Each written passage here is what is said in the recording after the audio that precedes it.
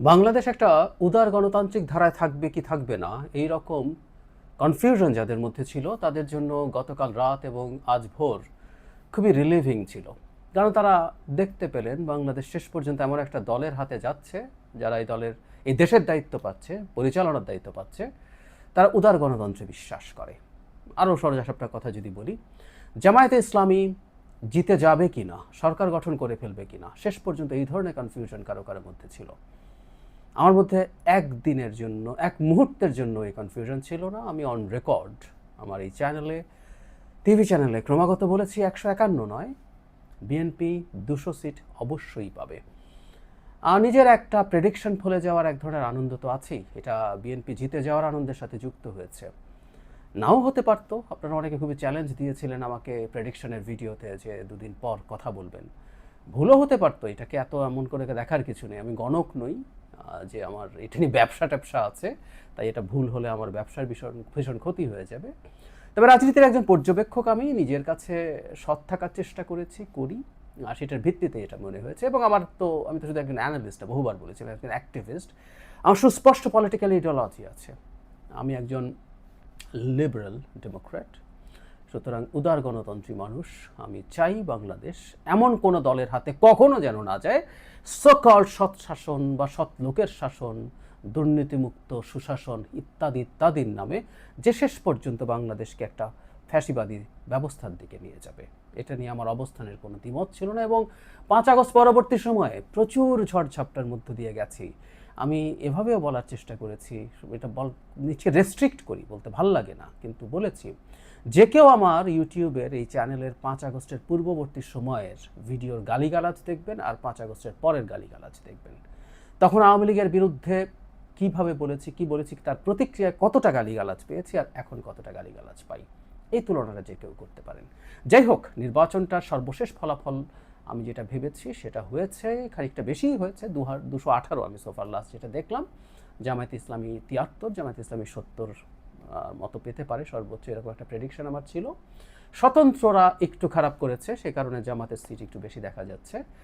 এটা নিয়ে প্রচুর অ্যানালিসিস আছে, করব, প্রতিটা জায়গায় অ্যানালিসিসের জায়গা আছে। আমি সেটা নিয়ে কথা বলতে চাই। বিএনপির এই যে স্বতন্ত্ররা নিজেরা জিতুক না জিতুক, জামাতকে অনেক জায়গায় জিতিয়ে আনতে সাহায্য করেছে, বিএনপির গা ছাড়া ভাব ছিল, এগুলো নিয়ে বিস্তারিত অ্যানালিসিসের প্রয়োজন আছে। এবং আমি জামাতের যে রেজাল্ট, আমি আগের দিনই বলেছি, হওয়ার আগে, নির্বাচনের আগে জামাত বিজয়ী হয়েছে বলেছি। যাই হোক, কয়েকটা জিনিস একটু বলে রাখা ভালো এখন এই নির্বাচনের জন্য, কিছু ধন্যবাদ এবং কৃতজ্ঞতা। কারণ আমি নির্বাচনকে অত্যন্ত বড় হিসেবে দেখি। আমাদের এক ধরনের প্রবণতা আছে, বিশেষ করে আমাদের সিভিল সোসাইটির মানুষের মধ্যে এটা আছে, যারা নির্বাচন হলেই বা কি, নির্বাচন তো দেখেছি, এগুলো নিয়ে প্রচুর ডিবেট করেছি এবং যে কারোর সাথে আবার ডিবেট করতে প্রস্তুত আছি। পৃথিবীতে প্রচুর একাডেমিক কাজ আছে, এম্পেরিক্যাল এভিডেন্স আছে, সেটা দিয়ে এটা বোঝা যায় এটা কত গুরুত্বপূর্ণ। যাই হোক, সরকার, নির্বাচন কমিশন, রাজনৈতিক দল এবং সরকার বললে তো আসলে সেনাবাহিনী বলার দরকার ছিল না, কিন্তু আমি সেনাবাহিনীকে আলাদাভাবে কৃতিত্ব দিতে চাই, যে সেনা প্রধানকে কৃতিত্ব দিতে চাই, আসছে সেই জায়গায়। প্রথম সরকারের কথা, ডক্টর ইউনূস প্রায়ই বলতেন যে তারা ইতিহাসের শ্রেষ্ঠ বা খুবই টপ নির্বাচনগুলোর একটা করতে যাচ্ছেন সব প্যারামিটারে। আমি এই কথাটা সমালোচনা করেছি। আমি জানতাম একটা ভালো নির্বাচন হবে, গ্রহণযোগ্য নির্বাচন হবে, অন রেকর্ড অসংখ্যবার বলেছি, কিন্তু শ্রেষ্ঠ নির্বাচন হবে এটা ক্রিটিক করেছি। ডক্টর ইউনূসের মোটিভেশনাল কথা বলতে বলতে, উনি মোটিভেশন দিতে দিতে মাঝে মাঝে অনেক বেশি বলে ফেলেন বলে ওনার একটা প্রবণতা আমি খেয়াল করেছি, এটা ওনার আছে আসলে। তাই এটাকে আমি সেভাবে ধরে আমি এটা সমালোচনা করেছি। কিন্তু আমি সত্যিই মনে করি শেষ পর্যন্ত নির্বাচনটা যেমন হয়েছে, অসাধারণ নির্বাচন হয়েছে। এবং নির্বাচনের পরিবেশ, নির্বাচনী ম্যানেজমেন্ট, সব কিছুতে এটা বাংলাদেশের টপ নির্বাচন হওয়ারই সম্ভাবনা বেশি। অন্যান্য নির্বাচন খুবই ভালো ছিল, কিন্তু এই রকম ভায়োলেন্সহীন, রক্তপাতহীন, মারামারিহীন, অগ্নিসংযোগহীন, ককটেল ফাটানোহীন, গুলি করাহীন একটা নির্বাচন আমরা সবচেয়ে সেরা নির্বাচনগুলোতেও দেখিনি। এই অঞ্চলের প্রবণতা আছে এগুলো হওয়ার, কিন্তু এটা হয়নি। এটার কৃতিত্ব সরকারের তো আছে, আমি অনেক বেশি কৃতিত্ব রাজনৈতিক দলগুলোকে দিই, আমি জামায়াতে ইসলামীকে দিই। তারা, বিএনপি তো আছেই, তারাও তাদের জায়গা থেকে সহনশীলতা দেখিয়েছে, কোনো সন্দেহ নেই। আমি দুই প্রধানের বক্তব্যের সহনশীলতা, পরস্পরকে ছাড় দেওয়ার প্রবণতা, শালীনতা, এগুলোর প্রশংসা করেছি। সেগুলো শেষ পর্যন্ত ওয়ার্ক করেছে। দলের র্যাঙ্ক অ্যান্ড ফাইল মনে করেছে এটা করা যাবে না। শুধু তাই না, নির্বাচনে ফলাফল গ্রহণ না করে আবার একটা হুজ্জতি বাঁধানোর জন্য আহ্বান ছিল। বাইরে বসা কিছু লোকজনের উস্কানি ছিল। জামাত সেই উস্কানির ফাঁদে শেষ পর্যন্ত পা দেয়নি, দ্যাটস গুড। যদিও জামাতকে চিন্তা করতে হবে, সিদ্ধান্ত নিতে হবে। জামাতের আমির এরকম বাইরে বসে থাকা একজনের সাথে ছবি তোলেন, আড্ডা দেন, যিনি নারীকে স্লাট শেমিং করাই যার প্রধান কাজ। জামাতে ইসলামী সৎ লোকের শাসন আর ইসলামের কথা যদি বলেন, এদের সাথে কতটুকু সম্পর্ক রাখবেন না রাখবেন তাদের এই সিদ্ধান্তে আসতে হবে। যাই হোক, জামাতে এখন পর্যন্ত অন্তত এই ফাঁদে পা দেননি, এটা ভালো, এটাকেও আমরা প্রশংসা করি। সরকার ভালো পারফর্ম করেছে, আর সরকার এবং নির্বাচন কমিশন আদতে একটা ইউনিটের মতো কাজ করে।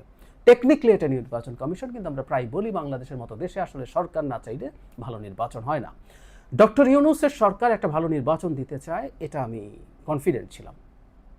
সরকারের একটা অংশ, সেই অংশটাকে যারা সোশ্যাল মিডিয়ায় চোখ টোক রাখি আমরা অনেকে জানি, তাদের চেষ্টা আছে, সেই চেষ্টা ইভেন প্রথম আলো, ডেইলি স্টার, উদীচী এবং ছায়ানট যখন পুড়িয়ে দেওয়া হয় তখনও সেই চেষ্টার অংশ সরকারের ওই পার্টটা ছিল। নুরুল কবি তো আছেনই, সরকারের অংশ এবং যারা তার কলিগ সেই নাহিদ ইসলাম একই রকম মন্তব্য করেছেন।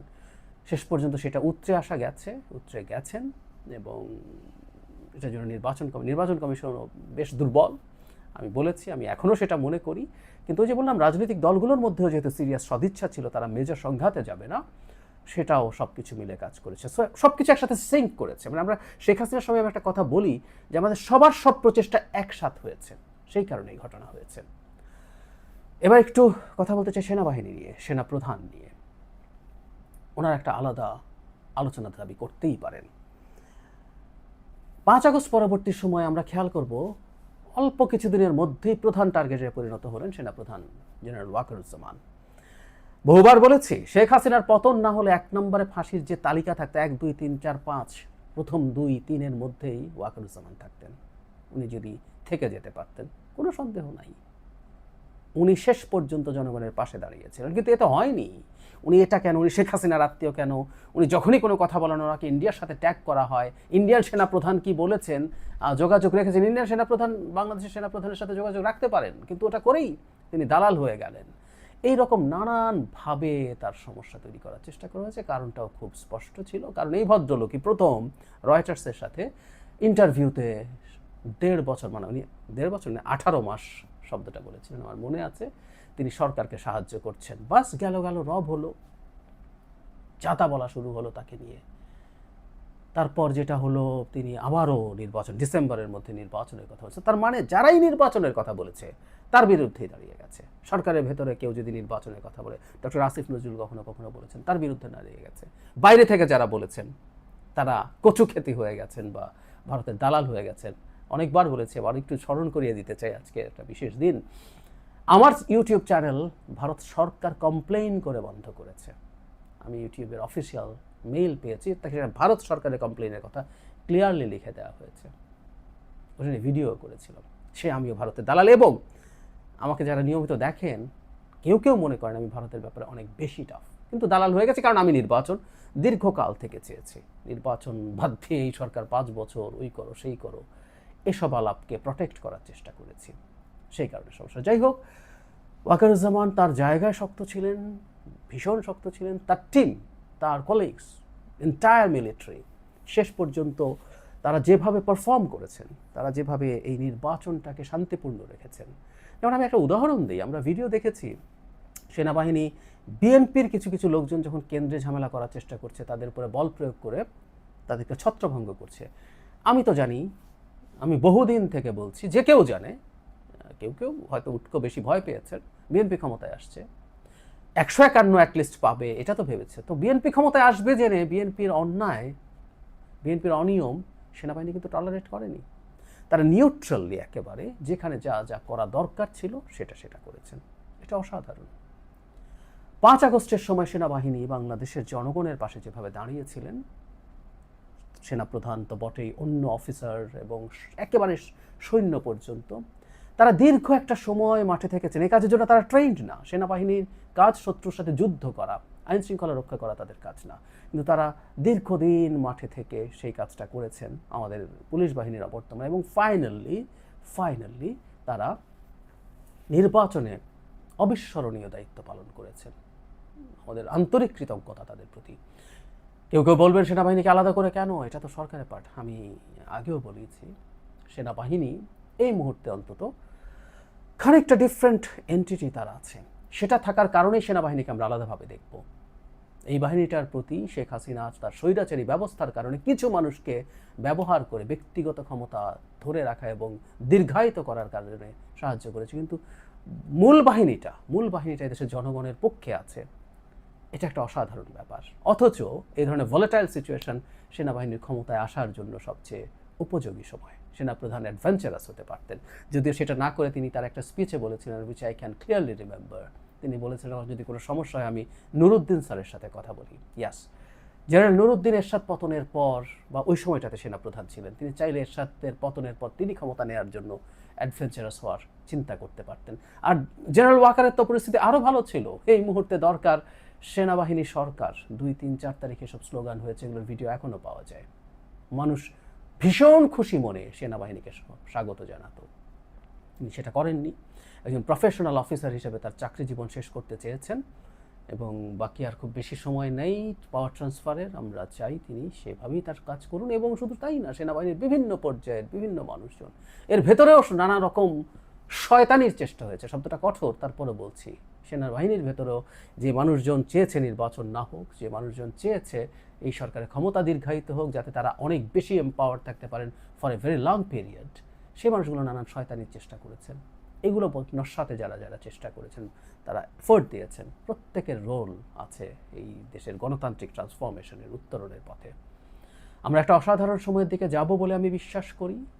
বিএনপি একটা খুবই শক্তিশালী সরকার গঠন করুক, এটা আমি চেয়েছি সবসময়, বহু জায়গায় বলেছি, আবারও এটা বিশ্লেষণ করতে চাই যে 2/3 মেজরিটি যেন ধানের শীষ পাবে।